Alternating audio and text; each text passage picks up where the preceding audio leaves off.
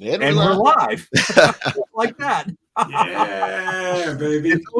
It's always about the pre-conversations before we actually go live. Hey, everybody, welcome to SVT time. This is episode 27. We've actually done 27 episodes of these broadcasts, and wow. And everyone, in my opinion, it just gets better and better. So, anyways, I'm your host, Dino Monoxylus. We've got my co-host and Ampeg product manager, Dom Liberati. And today's episode, my dear good friend and killer bass player, and just like one of the best human beings in the world, man, Mr. Danny Morris. Danny, how you doing? I'm doing great. Dino, Dom, it's a pleasure to be here with you. I'm a big fan of the show. I know with Tony Levin, Rex Brown, Tim, the last name no one can pronounce, but we love him. I know it. I know. Yeah. And we've got the 3 Ds on this show. Dino, That's Danny, right. Dawn. That's Triple right. D. Triple D. Triple D. Oh man. So we've there's so many things we want to talk about, Danny, and ask you, and I know I had sent you like an outline of what we were going to talk about today, and let's just scrap that. I was going to say that's out the window. Yeah, these conversations, as everybody that watches, these conversations can go anywhere from playing bass to your favorite chicken parmesan recipe. Did I say That's that right? tonight. That's tonight. You said that perfectly. Did I? Parmesan, yeah, it's perfect. Parmesan. So, hold on a second. I just lost my screen. Hold on. You're there. We still see you. No, I know. I hate that. Okay, there we go. So, Dom, I have to tell you, you actually have 2 Bostonians. I'm intimidated now. You got 2 accents you got to deal with. all the New Englanders ganging up on me. Exactly. Well, Dino, I've been here in New England since '77 when I came to Berklee as a student. But prior to that, for 19 years, I'm a New Yorker originally. Yeah, but come on. I've been here. I know. Thank you for inviting me into the. No. You're a Bostonian, brother. I really feel it. No, I feel it. That's right. Yeah. Oh. Yeah. So let's just jump right in. So you've been teaching at Berklee since 1988, correct? Correct. Man, I just drove home from teaching all morning. Yeah. I was gonna say, yeah, you were in at 8:00 this morning teaching bass lessons.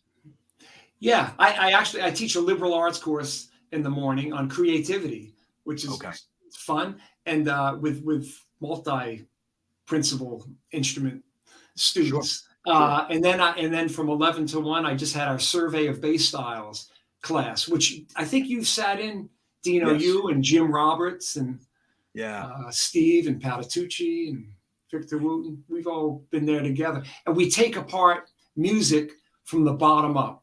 And that's what I inherited teaching that course from Rich Appelman, who is our dear, of course, friend, was the chair of the bass department for 41 years. Imagine. But anyhow, so every Thursday I survey music through the lens of a bass player with our students. And the coolest thing about it is it's not only bass players in the class. The class has grown so that, guitar principals, flute principals, drum principals want to come to that class to discover music and listening like we all do and love to do, but through the lens of the bass player.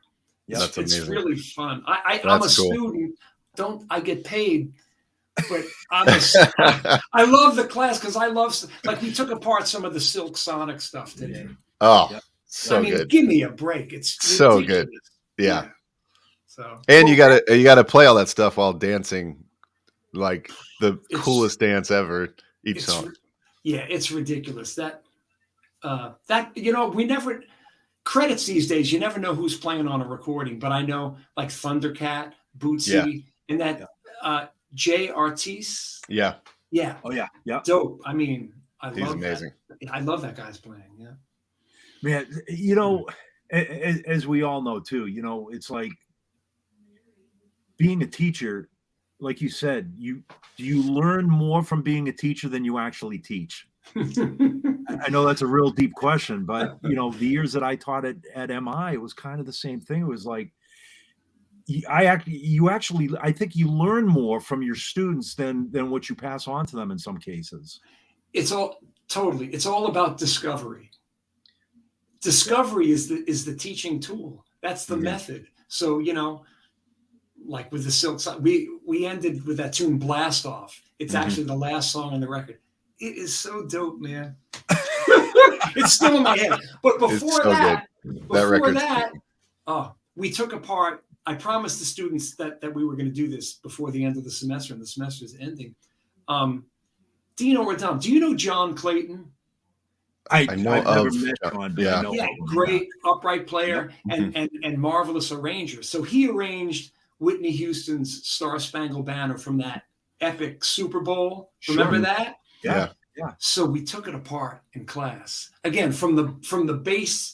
John's a bass player, but he's also a magnificent arranger. So we have the bass, we have a familiar song, our national anthem, and then what he does to it through the French horns, through all this. So we take apart the music. That's what I love teaching. So you're right, Dino. I was a student today. Now, I've taken it apart before, but I learned, can I say shit ton? Of course you can. Yeah. Okay.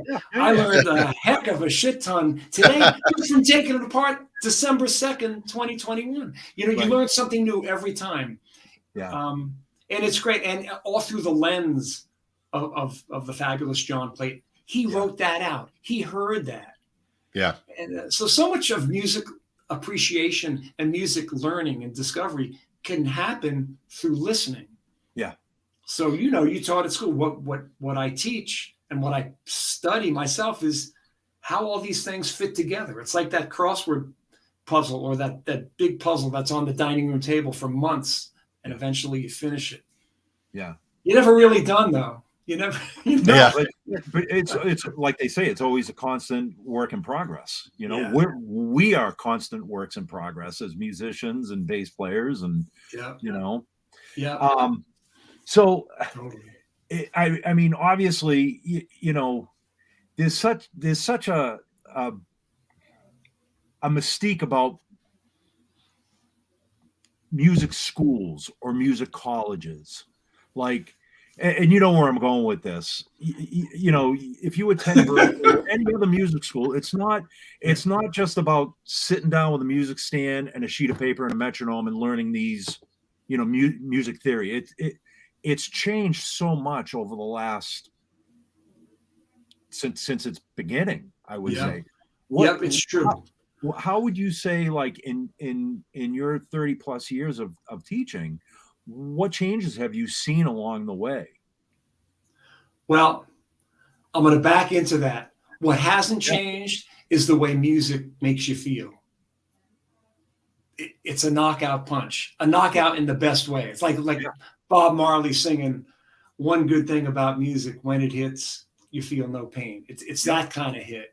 Yeah. And that hasn't changed. But the way we exchange information has changed. Look at how the three of us are talking. Yeah. That's changed. I remember around when our son was born in '96, we acquired our first, what were those things called? iMac. The different colors, Yeah. We had a blue one. And that was, and I remember actually, Dino, because we said we might talk about it. Wes Waymiller was jamming at the Baked Potato with Kevin Eubanks. Okay. And he called me up. Wes Waymiller, great bass player, may he rest in peace. He said, "Danny, all right, you got your iMac now. We're on what do they call it? Dial-up."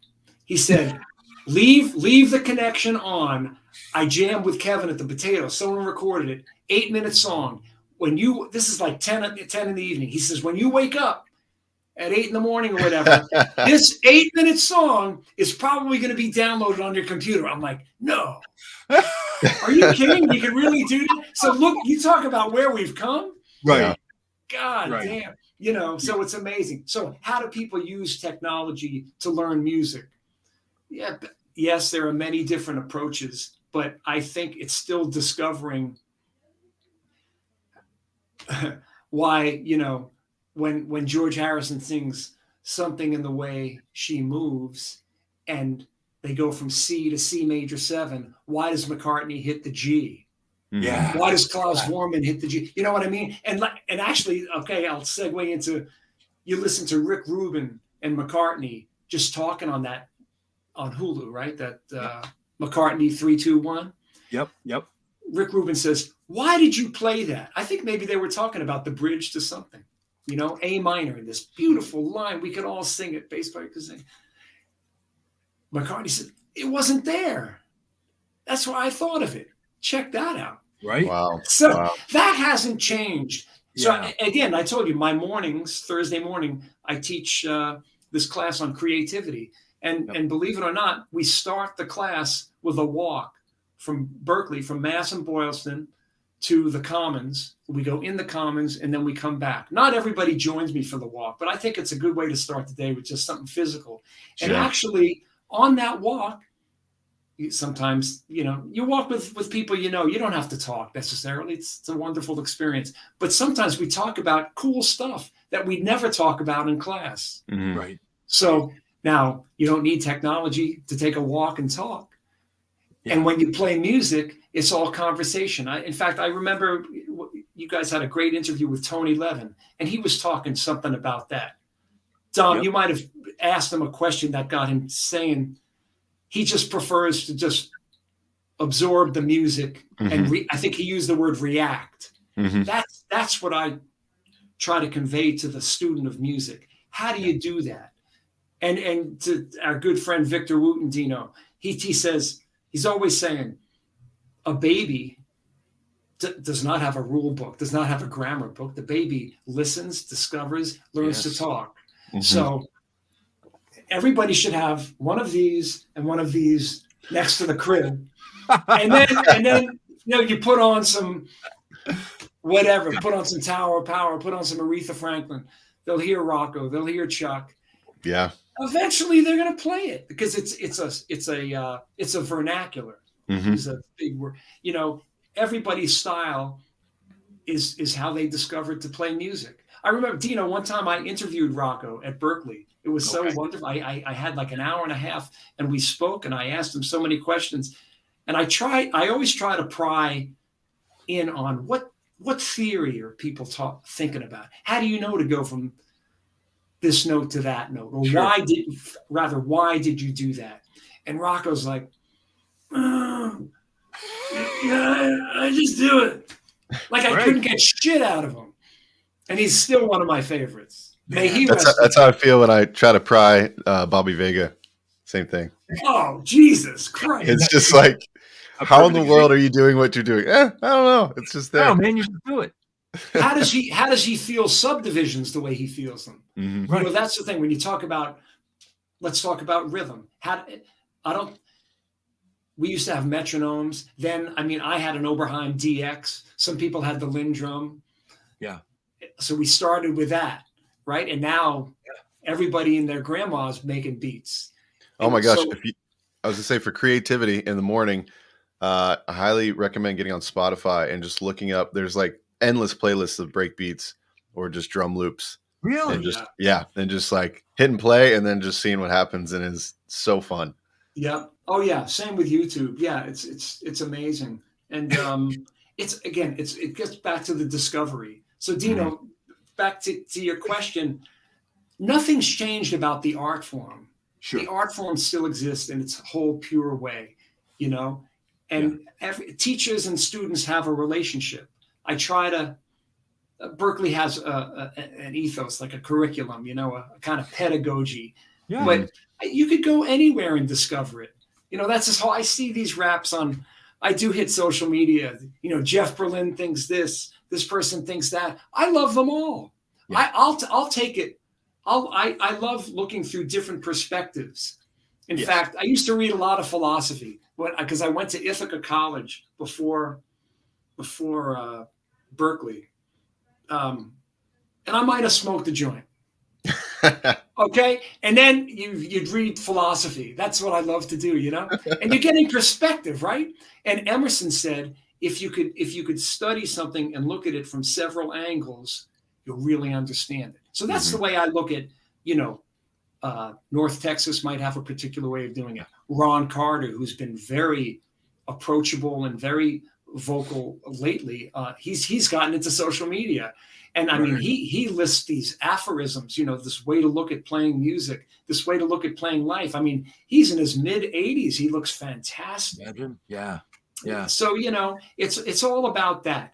And then now you have your DAW and we can send things to people. So that's great. I say embrace it, but the actual pureness of music hasn't changed. Yeah. So a teacher and their student or a teacher in their class have to come up with a relationship.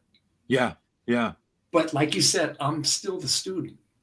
Well, it's funny. It's funny that, like, I just kind of had a revelation in that last statement. So nothing has changed other than, in a lot of ways, the way that you communicate that information to your students, I guess.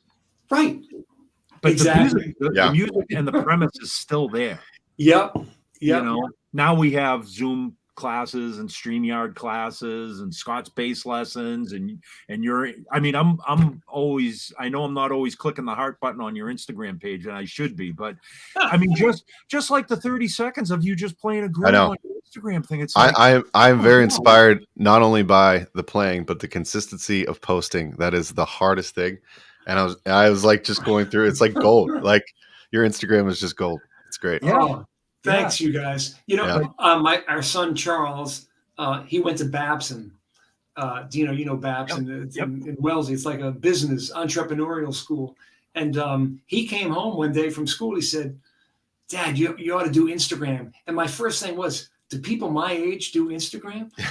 I mean, I'm going to be 63 2 weeks. Anyhow, he goes, "Totally. What are you talking about?" He says, and just for what you said, Dom, it's like, they say a picture tells 1,000 words. Well, what about a video? So here in 15 seconds, you can express your whole passion for studying, your whole passion for a song. Sometimes I love to feature some of my Berklee students on there, or me in a lesson, because that's what I do. I'm a teacher.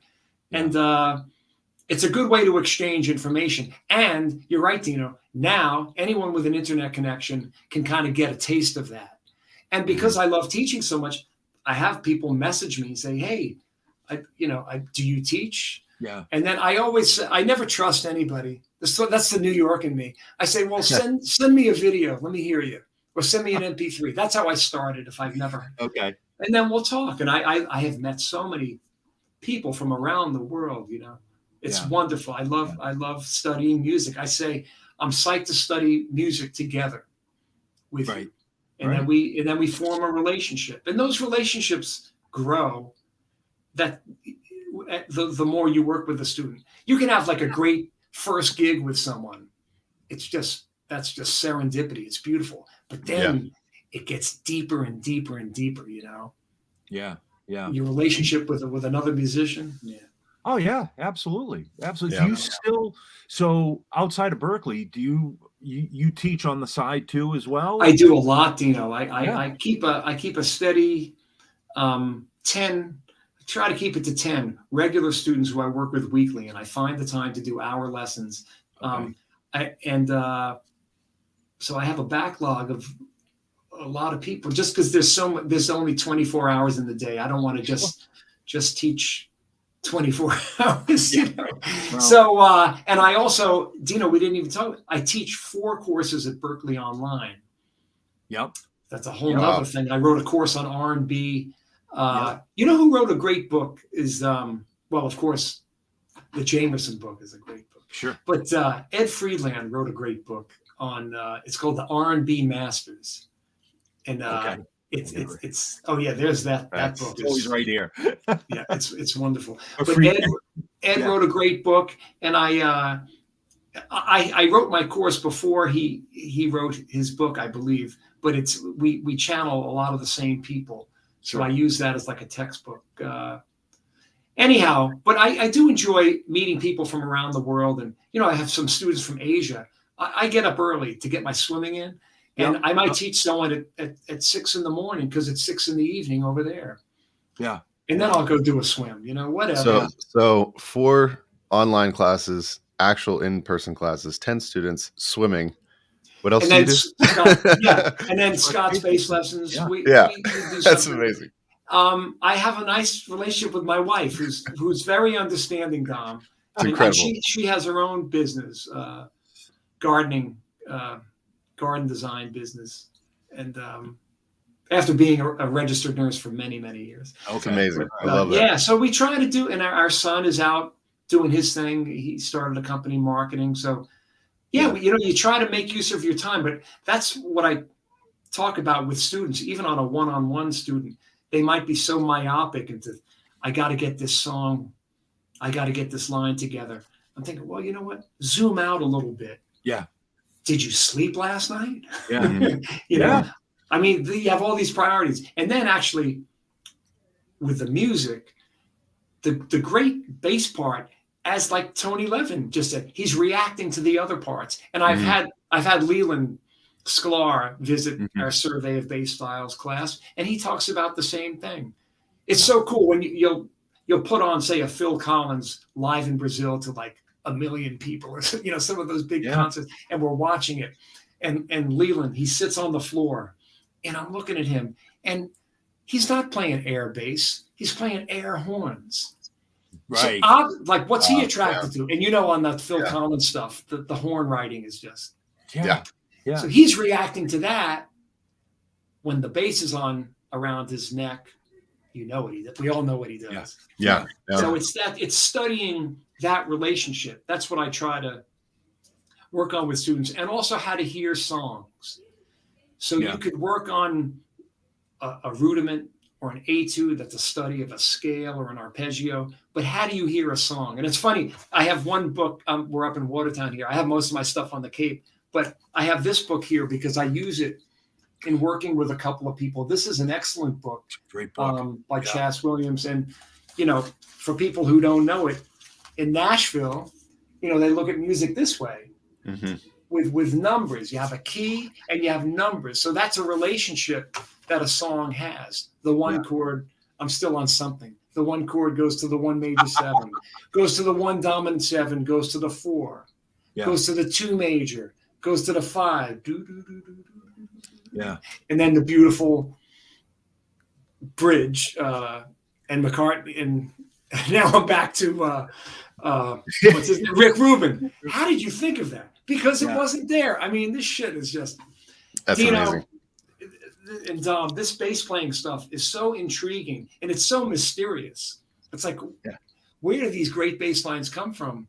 And actually, that line, Phil Lesh has a great autobiography called "Searching for the Sound," and my 50 years being the Grateful Dead bassist. And he opens up the book. I think it's right in the front. He says, all the great bass lines are out there. You just have to find them. Yeah. Imagine that. Wow. Yeah. It's great. I love how intrinsic bass playing is to the arrangement of anything. That's true. That's like one of Sting's favorite lines too. He's like, that chord isn't a chord until I make it that chord by what I'm playing. Yeah. And I just love how, you have all these fantastic writers that are primarily bassists, and it's like you hear that foundation, but it also, like you said with Lee Sklar, it's like he's listening to the horns and that arrangement, and then like finding space to play around that or inside of that. Yeah.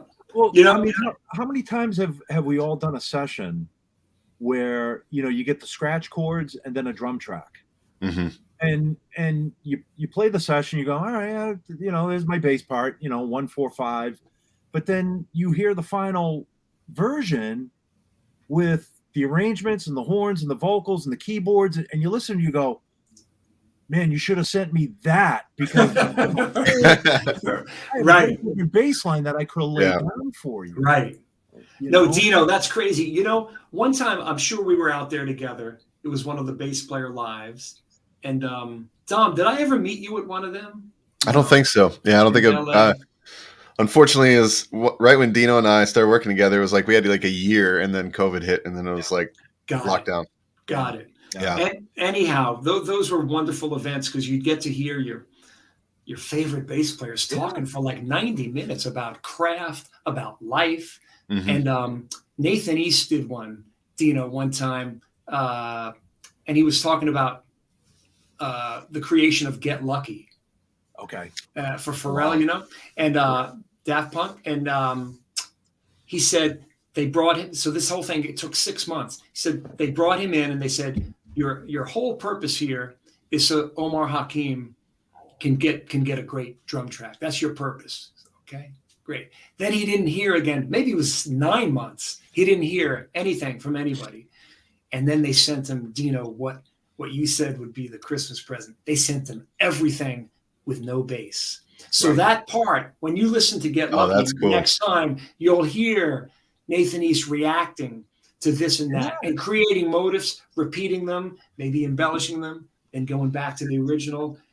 But he can hear everything. That's what you're saying. Oh, I'm so happy you shared that. I just a month or so ago had to play that song with this artist, and I was just like studying that song, and it's the same chord progression the whole song, but I was just studying it. But I could not get over how exciting and how much of a journey Nathan East made his part, where it's not the same for any 4 bars, I don't think, but it's the same. But it is. It's like you're saying, it's like all these different embellishments. Yeah. But it was so impressive what he wasn't playing, because you know, you get on the 5-string and it's like you have this great groove, and you're just feeling like, oh man, I have room to explore and do my thing. But on the record, he is so tasteful about where he goes outside and where he doesn't. Yeah, he's a master craftsman.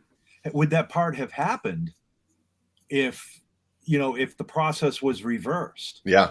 I remember, reading an interview with Paul McCartney, one of millions of interviews with Mac. And that was his thing. It was like, I put my bass part down after watching this, I want to talk about Get Back here too, because I know there's a lot. I haven't seen it yet. I can't wait to watch it. I haven't seen it. But talk about it at length. It won't spoil anything for me. No, it really won't.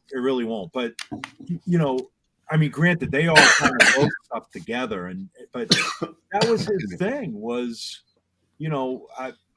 I like to put my bass part down after I've heard the whole arrangement and the whole song come together. Yeah, but. Yeah, no, it's true. It was one of those biographies on McCartney I read. I forget who wrote it, but anyhow, they interviewed his elementary school English teacher. Okay, and she said his favorite author was Chaucer, and Chaucer, I have it in this house somewhere. There's a book, The Canterbury Tales. Mm-hmm. It's like the original rap. It's just run-on thoughts, and it's incredible. So imagine. So she said in this interview, she said, it doesn't surprise me that he was a hit songwriter, because he had a way with words. Yeah. She said he loved words. His favorite book was The Canterbury Tales, and that blew my mind. Interesting. Yeah. So I was up in like Manchester or something, used bookstore, and there was for 25 cents, The Canterbury Tales. Right? I think I have it somewhere. Yeah. There's the magic. Yeah, it's magic. But that goes back to teaching. It's baby steps to success. Yeah. Every day of your life, God willing, you have tomorrow, and you can explore more and have time with your loved ones and stuff like that. Right. I mean, that's the way I look at it. And we're so lucky to be the bass players, because what Sting, Tom, you quoted Sting. It's so true. What we put on the bottom, the harmony is built from the bottom up. Mm-hmm. Okay. Yeah. And then the groove is built by everybody. Everybody is feeling that. Yeah. And that's, I think how my teaching has evolved through the years. I used to spend maybe an inordinate amount of time teaching people how to hear songs, kind of how to hear this stuff, the 1 chord to the 6 chord, blah, blah. And I've changed, and I'm working more on teaching people how to feel subdivisions. Mm-hmm. If we could, maybe Bobby Baker could teach us a thing or two. I mean, I know he can. We just get Bobby out to Berklee. Yeah. Oh, he's never been, I don't think. No. But I know, Dino, when you've had him at Bass Player Live, and it's just wonderful. Yeah. But he has, even I'll tell you, the way to work on it is to discover, one of us said, the space between the notes, and how to get intimate with that. If you could feel that, you're good when you play the note. And I remember, Dino, when that Jamerson book came out, Tom Hamilton got in touch with me and said, I hear you're the Motown. I don't think I had met him formally yet. And I hear you're the Motown guy over at Berklee.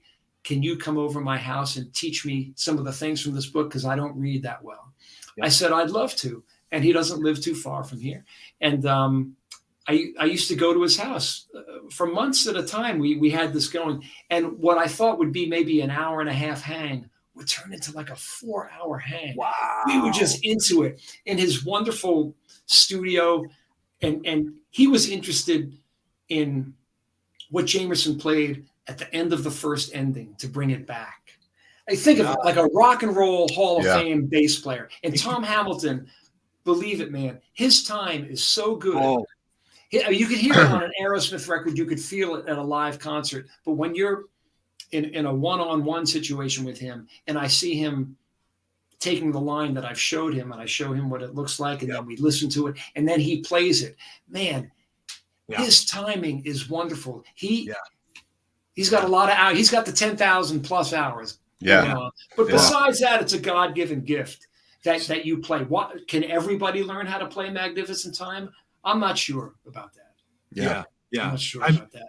It's funny you say that, because 2 points. Number one, here's like you say, a rock and roll Hall of Fame bass player. Yeah. That, if he never learned another lick in his life, you know what I mean? He's put his stamp on his music.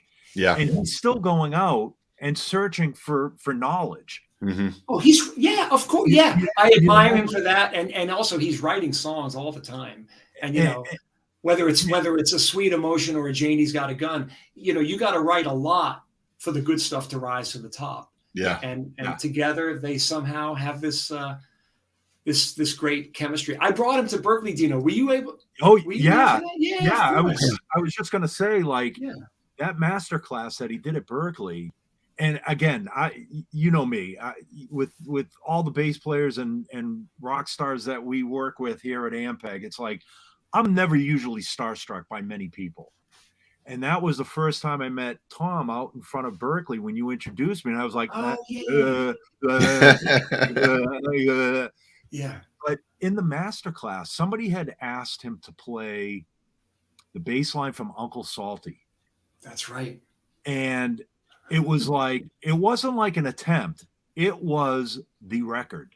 Like spot on time, feel. He was psyched to play it too. He was psyched. Yeah. He was psyched that somebody had asked him about. But I mean, it's just inherent, man. He's such a great, just a great bass player and a wonderful guy. Absolutely. And subsequently, we did start playing tennis with each other. which was fantastic. But anyhow, you have to discover all these things about how music is made. Yeah. Someone asked him at that clinic, said, man, you guys have been with each other for so long. Why do you feel like you need a producer? Like, why do you need to bring someone from the outside in? And I think he said, well, you need another perspective. It's just you're too attached to your personality, your thing. You need one more person. Yeah. That takes so much humility. I love that. And I was going to ask too, with you, like, Danny, how do you play so much, you teach so much, you're just surrounded by it all the time. How do you stay thirsty and hungry to keep learning more, keep staying almost like that, the childlike state? Yeah, I hope I act like a child because I'm in love with it. That's how. Yeah. I'm in love with it. And I mean, I do the swimming thing just to kind of calm down. I was telling Dino, I swim like 5 days a week. Or I used to play tennis, or for a while I was into running. Just something to maybe take a break from it. Yeah. But if I get home from teaching at school and my wife's not home and the dog's asleep, I'll if we're here in Watertown, I'll come in and I'll start learning a song. And then that might be something I'll post on the Instagram. You mentioned, I post regularly. It's just, I love learning songs. I told Scott Devine that to learn a song a day is really the way to understand music. And so every now and then he says, yeah, Danny Moe says, learn a song a day. If I actually learn a song a day, I might almost, like today we were just learning that Blast Off, the last track on the Silk Sonic, and I'm going to finish it. I'm going to go deeper into it. But if you could at least open up a song a day, that might be a good recipe for success with understanding music or letting your journey keep going with enthusiasm. I guess, Dom, there is so much music. And here's a way where we can embrace technology. I mean, if I heard a song on the radio years ago, I would go over to Cheapo Records, Dino, in Cambridge in Central Square, and I try to find it. And because I love the R&B and the soul stuff, or jazz. And sure enough, many times you would find it and you'd buy it. Now you go to your phone, ba-boom, ba-boom. Yep. Yeah. And now you can work with it. Yeah. So, a lot of my students, I'm thinking technology now and how that's changed the game. A lot of students use this, different programs where you have amazing slow downer or this and that. On most DAWs, you can slow stuff down. And I don't recommend that. I think if music, now I'm not playing metal. I know that's, you can ask, just some Justin Chancellor, who's another great guy. Dino, were you at Berklee when Steve brought him in? No, I wasn't.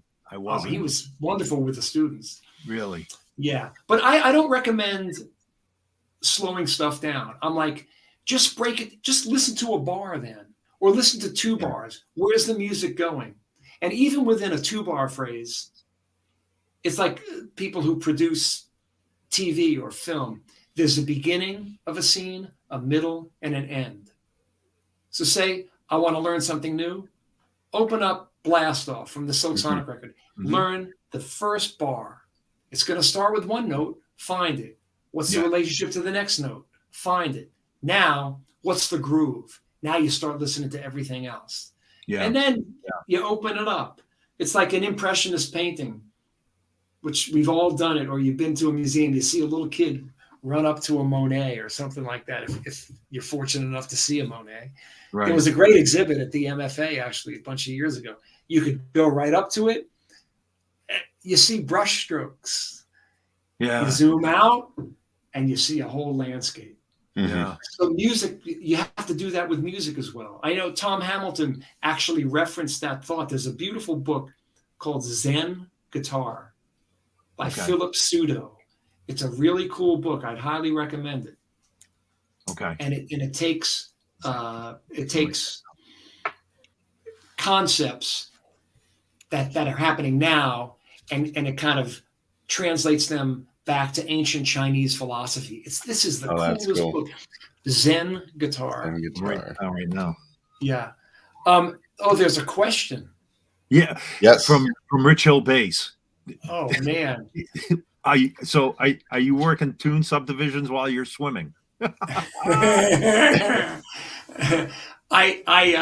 Rich, I try to shut music down while swimming. But there is a rhythm to swimming. There's a whole rhythm to. I try to do a mile, so there's a whole rhythm to keeping your kick going and to stretching your limbs and to pull water. There is a rhythm associated. Yeah. And I breathe every third stroke on opposite sides. So there's mechanics to it, which there's rhythm. But I try to shut down my musical, analytical mind to take a break. And then when I get out, you're refreshed. Yeah, you're refreshed. You got to take a break. I mean, once I remember when Charles was really little, and I was gigging a bunch, And he said, "Dad, what's your favorite part of the gig?" I said, "Let me think about that." I said, "The break." The break. Well, that's when we could, chill out and hang out. I mean, I was kind of kidding, but not really. I said, playing music is such a social thing. Yeah. Mhm. First, give 120% when you're playing it. And then on the break, chill out. Ask people how they, Dino, you and I, we got on. We're both talking about our mothers. Yeah. We're lucky about that. Yeah. Yeah, exactly. I mean, there's, and that's a thing, man. I remember years ago when we first moved in this place, I asked my wife if I could hang one of my basses in the living room. Like one of my, I have a beautiful alembic here. I said, can I put this up in the living room? Where there's nothing other than like music paintings and stuff like that in the living room. She was like, it's part of our lives. Why wouldn't you want to hang something like that? Is being a bass player and being a musician it's not just something you do. It's part of your life. So yeah, by all means, hang that in the living room. And it's the same thing. It's like, like we were talking earlier, I went over to my mom's house to help her hang Christmas decorations last night. You know what I mean? And, but so for that couple of hours, I wasn't the Ampeg guy anymore. I was just, I was the son coming over to help hang Christmas decorations. But then she asked me, she says, "Oh, hon, by the way," she had just bought a new car. "Can you figure out how I can get Greek music to play on the stereo in her car?" You know what I mean? So now but it's just like, it's part of what we are. It's part of who we do. And it's part of, it's how people kind of associate us when they see us too. Like my mom, "Hey, you're the music guy in the family. Can you show me how to play music on my stereo?" I was like, no problem, Mom, but it's just, it's woven into what we are and who we are. Yeah. Dino, I remember, speaking about the things we do with family, I remember meeting your sister. Yes. At, it was, we all went to see Victor Berklee. That's right. When he was at assisted living home. Yep. And we all had just such a great time. But she was telling me about your family and just the passion. And then Dino and music, Dino and bass. I mean, that's, and I'm like, I get it. She goes, "Yeah, I see why you two guys get along." Yeah. No, that's right too. I completely forgot about that too, because she had a very not a musical relationship with Victor. She was kind of his healthcare, taking care of his healthcare while he was in assisted living. And man, she would always, I remember when she would ask me, she says, do you know Victor? And at that time I hadn't met him. Obviously we knew who Victor was, but that's funny. I forgot to put that two and two together, that you've actually met some of my family members. Which I try and keep them from everybody. Back in, I only went to Berklee for 3 semesters, and then James Montgomery needed a bass player. I'm like, I'm going on the road. But when I was a freshman in 77, my classmates were Stu Ham, Victor Berklee. Wow. Do you remember Randy Coven? Oh, yes. Very much so. Yeah. And he passed away, didn't he? Yes, he did. Yeah. A few years ago, actually. Yeah. Wayne Pezwater was a little bit ahead of us. He became a New York session bass player. But anyhow, I remember all of us being there, discovering how it all works. Yeah. So we all learn together. Yeah. And then life takes over, Here's some I just mentioned. Victor's passed away. Wayne's passed away. It's stuff happens. Yeah. It's that's not to sound too cliche, but that is life. That's how life happens, Yeah. And I know that when I had some private time with Victor, the second time I visited him at that facility, we were wrapping it down. Music. He wanted to talk about music and bass. Yeah. We were talking about Jocko, but but but it's like he's not. He asked me to get one thing that he couldn't reach because he was in the wheelchair. But I mean, he was awesome. Yeah. There was never a time that he didn't. It's like, and we've all run into those musicians where. Hey, what do you listen to on the way home? I don't listen to music. I listen to talk radio on my ride home. It's like, come on, dude. Seriously, do you hate it that much that you just So no, man, you gotta love it. And here, getting back to the teaching, we're always bringing it back to the teaching. Yeah, because that's what I do. I tell a student, if you're going to work on an idea, let's take a sequence: 1, 2, 3, 5. Yep. Boo, boo, boo, boom. Boo, boo, boo, boom. Boo, boo, boo, boom. Okay. Play it like you're playing a song. So have a groove going on in your head. Mm-hmm. Boom, boom, boom, boom. Boom, boom, boom, boom. Yeah. Boom, boom, boom, boom. Now take it to the 4 chord. Boom, boom, boom. Now it sounds like we got like a duck done playing on a Booker T in the MG's line or something like that. Yeah. But that's what it is. Play like you're always playing a song. That way, when you actually are fortunate enough to play a song with friends or on a stage in front of people, you got the 10,000 hours going into it. You're always playing a song. That's the way I feel. That's the way, Dino, you asked me about some students that I've had through the years, like Brian Beller. Yeah. Somebody like him. Wow, Kick-ass bass player. At 18, he came to Berklee. He was really into Geddy Lee.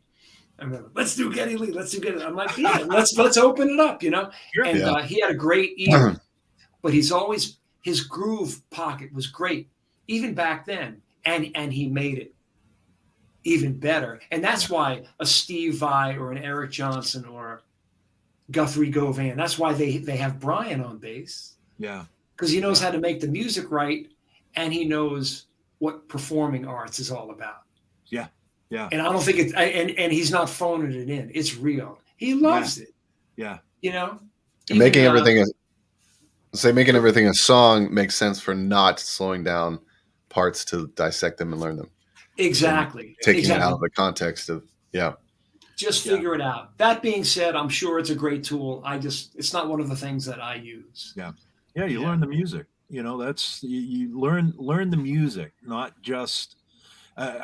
Funny story. I was taking lessons from Bruce Gertz, and Bruce is. We all did. Dino, we all did. I remember showing up at Bruce's house, and I was working on giant steps. My condolences. Yeah. Yeah. Thank you. Exactly. And actually, was it giant steps? No, it's a good one. It's a good one. I think it was John. Yeah, it was John. I think it was John. Anyways, it's a beautiful melody. It's the beautiful chords, and it's in 3 different keys. It's fucking awesome. Well, but what's funny is, it was, I learned the head to it, and Bruce, he's like, man, that's really good. Do you know the changes? I never learned the changes. He was like, what good is learning the head if you don't know the changes? And from that moment on, it was just like. There's the epiphany. There's the epiphany. If you could have one epiphany every shedding session, now you're good. Yeah, that's beautiful, Dino. That's beautiful. And that's what we worked on was changes. He says, you learn the changes, man. It's good that you learn the head. He said, but you got to learn the whole song. Learn the drum groove. Learn the rhythm groove. Learn the horn hits. Learn the music, not just the bass line or. But as a student, I remember when I was a student, you'd get so focused on one thing. Yeah. And that, and until you mastered that one thing, nothing would distract you. So that's why you got to step back and see the whole Monet. Yeah. That's the way to play music. And by playing it, well, the preamble to playing it is understanding the structure of it. Yeah. And the melody is not the only component to it. Yeah. But you find really good musicians can play the melody, can understand the chords. And then you take like a Verdine White or something, and you could play a root and fifth, and you can have all these chords going by. You know, Hearts of Fire, Create, Love, Desire. He's just on 2 notes, and then you have the horns. So now you understand your role in the group. Yeah. It's too good, man. Yeah, that is, if we quote anything from this entire episode, it's going to be step back and see the whole Monet. I thought you were going to say it's too good. It's too good. Well, that, good, man. That too. Or I don't know, man. I know we have a bunch of people watching and chiming in and whatnot. So I'm just going to say now, if anybody that's watching, if you have questions for Danny or Dom or myself, please post them in the comments so we can answer them too. Because we want you guys to be a part of this too as well.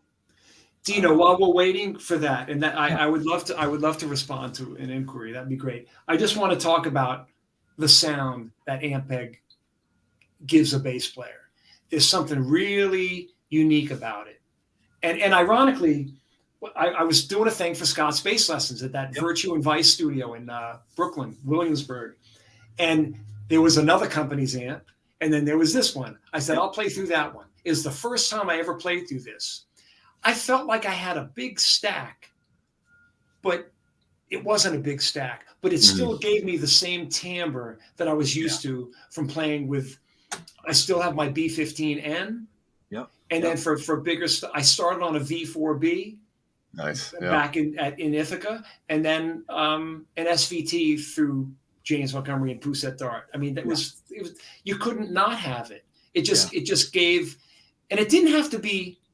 I know people probably joke about the space between, say, 1 and 3, or 1 and 10 o'clock, and then the rest of it. Like once you're at 10 o'clock, you're rocking, right? but I would say that even at a low volume, it gives you that special something. Yeah. There's something about it. So discovering one's timbre, we really haven't talked about sound. And, I like playing with this kind of left-hand muted technique, kind of like if anyone knows the Rocco Prestia did it with this finger. And I like doing it with I was going to say with these fingers, I mute.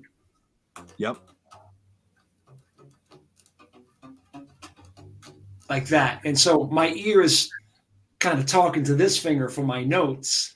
These give me my mute. And then it's a nice sound. It's kind of a thud of a sound. Like a kick drum or a snare doesn't go long. They're short.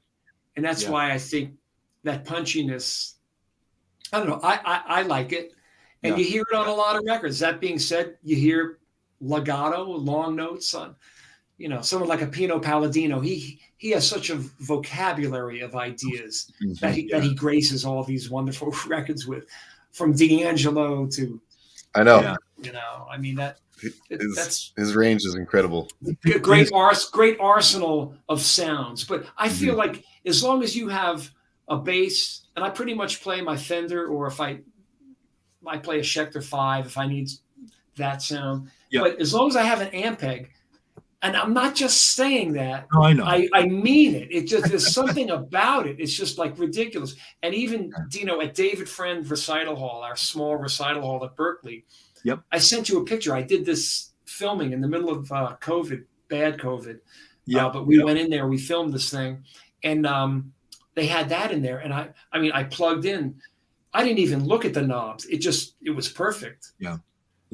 That is the blessing and challenge of Ampeg, is that I feel like we got it so right from day one, and it was really the defining tone of bass. And now it's like, how do we take that and not mess that up, but also progress that into this world of technology?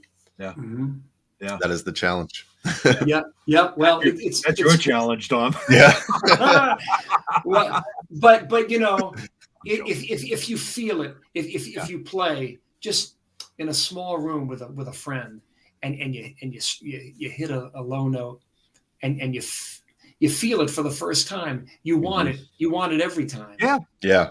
How actually, I do want to ask you, like, what was your first Was there a first SVT or B15 experience where you plugged in, or you hit that first note and you're like, like you heard Jamerson, or you heard just Yeah. the ghost of Jess Oliver? I don't know. Like, it's just all I knew. I was a trumpet major at Ithaca College, and but there was a bass hanging out on my floor. I started playing. I started figuring out I could play trumpet, okay, but I started figuring out, that's a fifth.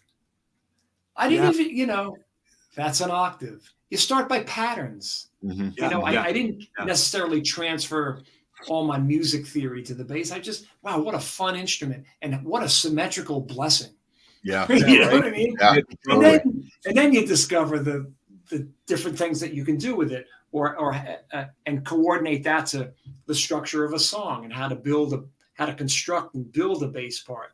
Yeah. But my first amp was a V4B with 810s. That's a pretty ridiculous first amp, but That's someone on a dorm floor had it and they weren't using it. Oh, Dom, I have a picture of me. I got hair like, I was going to say, if we had more time, I would actually search for that picture, because I know the picture you're talking about. I would love to see an 810 anywhere in a dorm, like just wherever you would fit that. Well, we used to have T-shirts that said Camp Ithaca. And apparently they're still rocking up there. It's a very, very beautiful part of upstate New York. It is. So did you start fairly late on bass then, in terms of like? I was 18. Okay, that's incredible. Wow. Yeah, I just fell in love with it, and then I Rich Appleman, who we've mentioned before, who was the chair of the bass department for many, many decades, he was the first to get electric bass approved as a principal instrument. On the college level. Prior to that, you could not go anywhere. In fact, Abe Laboriel Sr., our good friend, he was a guitar principal at Berklee because he couldn't major in bass. Yeah, he didn't play the upright. Major. Yeah. So and now look, you could study bass many places, or open up a song and study on your own. Yeah. Do you remember? Do you know what year that was, Danny? Because and I think Steve corrected me one time, because I thought I graduated high school in '85. Yeah. And at the time I was applying to Berklee, and I could have sworn there was no electric principal at that time. And Steve was like, no, it was in place before then. Yeah, no, Dino, I came in, I visited it in 76 and I started in 77. And, I think around 74 or 75 is when Rich got it changed. Okay. All right. So it was way before. I think Abraham must have gone there in like 69 or 70. He's a little bit older. Yeah. Okay. All right. Well, you talk about a guy who acts like a kid, Dom. Yeah. Oh my gosh. Abraham Laboriel Sr. I'm thinking about the times I've seen him at the baked potato. Just, like full body. I know. Full body. Worship almost. I feel like he's just like, this is such a gift. Like when you watch him, he treats it like a gift, and I love that. That's so inspiring. We were testing out when I first started with Line 6. It was years ago when they were before Yamaha by Line 6, and then Ampeg, and then transitioned to Ampeg. We were doing a PA system, and it was one of their first like full frequency response systems. And they brought him in, and somebody's like, "Hey, Abe's downstairs. Like, you really need to get down there." Like, are you kidding? I like sprinted downstairs. It was probably like 15 people in a room, and we were listening to him just straight into this PA speaker. It was one of the most musical, spiritual, incredible experiences. Just joy, just pure joy coming out of him. Berklee gave him an honorary doctorate, and he goes up to the podium and he says, "Music is not a competitive sport." Wow. And then he puts his head down and he says, "It's a communal activity." Yeah. And then he starts crying. Wow. Because he was speaking to a full audience at their performance center. Because you said spiritual. That's what he puts into every note. That's what we should all put into every note. And it is a communal activity,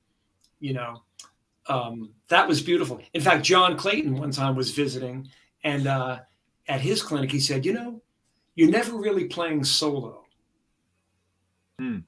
because you might be one person on the stage, and then he goes, "I'll give you an example." And Dino, he's like 6'8" or something. Right? Yeah. He picks up his upright, and it's got this pin on it, so that can be height of him. And he starts playing the beginning of "Bye Bye Blackbird." You know, boom, boom, boom, beep, boo, doo, beep, boom, boom. Boom, boom, boom, and then he stops. Anybody in the audience who knows the song is saying, bye, right, bye, you know. So he says, "See," because he noticed some of us singing. Okay, yeah. You're never playing alone. Yeah, You're playing with the song. You're playing to a groove that he established. Yeah, you're playing to a key that's established. You're playing to a melody that's in the air. That was an epiphany moment. You're talking about epiphanies, you know? Mm-hmm. Yeah. That's what it's all about. You know, I remember I'm always, especially around the house, like I'm always playing rhythms. You know, if I'm washing the dishes, I have a spoon, you know, and I'll be like, I'll stop playing it drives my daughters and my wife nuts. And it's like, why do you do that? It's like, and my theory behind that is like, the rhythm is always there. Mm-hmm. I'm just catching it and transporting it to the spoon and the soap dish. Yeah. The rhythm is always there. I'm not creating anything. I'm just translating it and pulling it down. And, you know, and that's like, I mean, that's again, getting back to that's life, man. The life is rhythm and music. And we're just vessels to transport it to people's ears, really. The music is there. You just got to, like you said, you just got to find it. You just got to find it. You just got to find it. Absolutely. Yeah. Hey, we got to. So I know we said we were going to talk about this. So we'll address this right now. But I know Dom hasn't seen it. I've seen half of it. Have you seen the whole thing yet, Danny? The Get Back. I have not started it yet. Oh my gosh! So I'm the only one that's seen it. Yeah. Oh, pressure's on. Paul, I'm sorry, man, but we really can't talk too much about this, other than I will give you my take on Get Back, and it's a friend of mine. I was reading his Facebook post about it, and I agree with him. Do not try and watch it in 3 sittings. Like, don't try and watch part 1 all at once, part 2 all at once. Watch it in like 30, 40-minute increments. Also, it's Peter Jackson length, is what you're saying. Well, what happens is it's like Lord of the Rings. The first, yeah, exactly. But there's no script. There's no guidelines. And the one thing that I will take away from this, and I'll present this however you guys want to take it. It's not going to, Dino, you could not kill a buzz. Yeah. It's not going to be a buzz kill. You can't. You're too sweet. Yeah, actually, I'm usually the cause of a buzz with most people, but we won't even. But I watched the first episode, all 2 hours or 2.5 hours of it. I felt like I came from a bad band rehearsal, where everybody was like just talking over everybody and nobody was really accomplishing anything. But with that being said, being a fly in that room, watching McCartney sing, come up with a bass line and a vocal line. Like you said, he's a wordsmith. Like he's coming up with lyrics on the fly. And then Lennon, and just the way they interacted and the way they would create things was absolutely amazing. But they were all playing over one another. McCartney would be playing something, Lennon would be playing something, Ringo would be sitting behind the kit, just kind of like waiting for everybody to shut up so he could, contribute. Wow. And George Harrison.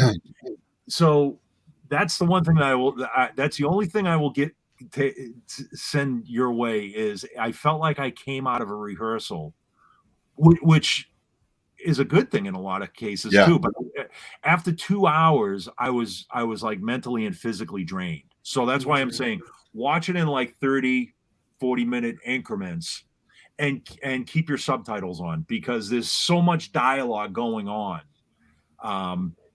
But man, it is just an amazing like time stamp of history. Being able to be in that room with those guys really is just amazing. Yeah, I gotta watch it. And is that Paul Trainer, the bass player? I'm Paul. Is that you, the bass player? Paul Trainer is a dope bass player, man. From England. I'm just going through the comments here. Yeah, from Liverpool. Yeah, Paul, yeah. Okay. Oh, check him out. Okay, absolutely. He's a bad dude. Yeah, that's cool, Paul. Yeah. Thank you for the question. Paul actually logged in like almost an hour before the broadcast because he wanted to check this out. So, he's great. Yeah, we follow each other's stuff on Instagram. Okay, he's a consistent SVT time watcher, I believe. Yeah. Hi, Paul. Yes. Yeah. So totally great player. Man, we could go another hour, but I know, obviously we're not going to do that just yet. Yeah, we just need to bring Danny back. That's all. Oh, absolutely. You guys, it's wonderful to be with you talking craft, and I'm glad that we're talking life and family, and then discovering how to play this wonderful instrument. Absolutely, Mm-hmm. Absolutely, a pleasure. At some point, and for those of you that don't know, where I'm actually like an hour north of Boston. So pre-COVID, I would always be down that area bugging Danny to like, can I sit down in a class? And it's always great. Yeah. But at some point, I do want to come down to the school with those new rocket bass combos. And just kind of be the Santa Claus and be able to hand out some rocket. I told Steve that you would mention that. So okay, yeah, that's great. Yeah, at some point, when people are more comfortable having visitors come into the school and whatnot, we actually have we have the V4B with the A10. We have Danny Moe's 1977 rig. Danny Moe rig, yeah. And Sean Hurley came in. We did an interview with him and we set it up in this very small recital hall. It was great, but he's so great player. Yeah. Great player. So Sean, and a greater guy, and that's saying a lot because he's a great player. Yeah. Sean was supposed to be on 2 weeks ago on an episode, and he had to cancel. I think it was either that morning or the night before he had to cancel because he had got called for a session, which. It's like, of course, how dare you, right? But the one thing I wanted to point out before we go too is there's a few Ampeg artists on the roster, Danny, that were students of yours. Haley Jane, incredible. Yeah, another London person. Now was Sean a student of yours, or was he? No, he just passed through, I believe, one semester. It's funny. He and John Mayer, they didn't. I don't think they met at Berklee either, but they passed through for a brief epoch. Exactly.